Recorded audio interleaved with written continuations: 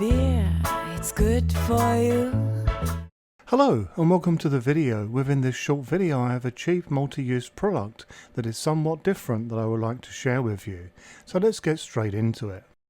Cryogelular is made up from a very durable form of vinyl that is both burst and puncture resistant. These vinyl cells are filled with a soft gel that holds temperature extremely well. They can be added to a fridge or a freezer for cold temperatures or microwaved or boiled for heat. Even when frozen, the gel remains soft and as such is very usefully pliable. These are sold on 10x6 cell sheets and are foldable, which is pretty handy when adding to your freezer as shown here. These sheets can also easily be cut between cells to create cells suitable for various different applications according to sizing desired, and as such become even easier to store en masse. I find both storage options to be very good and flexible, as these do not eat into valuable hop storage space. My initial use for this product has been in cooling small brew-in-a-bag batches within my sink from boil point to use pitching temperatures.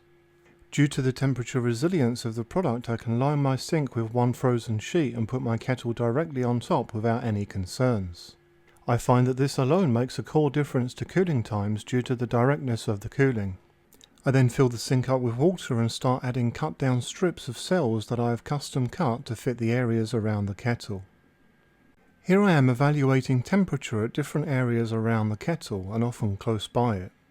This footage has been increased in speed for practicality. Naturally, the closer I go to the kettle, the higher the temperature becomes, but I have found that these temperatures are lower for longer than I'm used to seeing by using simple ice packs. You will also note that at some points of the footage the temperature drops fairly quickly as part of the temperature reading adjustment.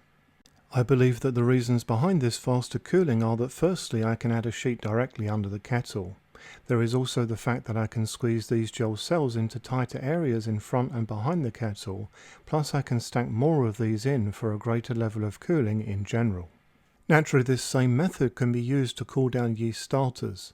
I have not tried this yet, but I plan on cutting cells to size to allow them to be wrapped around the flask for direct cooling on the sides, not just the bottom. A very useful summer application is for use in keeping kegs as well as growlers cool when used at either room or outside temperatures.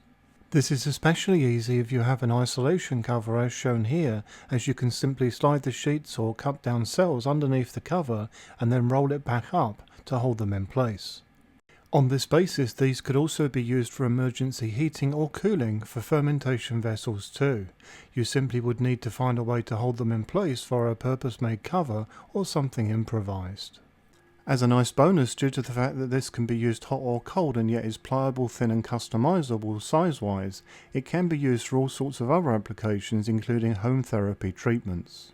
I would be interested in hearing back from any other users of the product as to areas of use that I have not mentioned in this video. I do hope that you found this video useful, informative and interesting. If so, why not consider liking and subscribing? For further support you can join the channel's Facebook group, and if you would like to support the channel then check out the channel's merchandise store, as all profits go back into the channel. Until next time, happy brewing!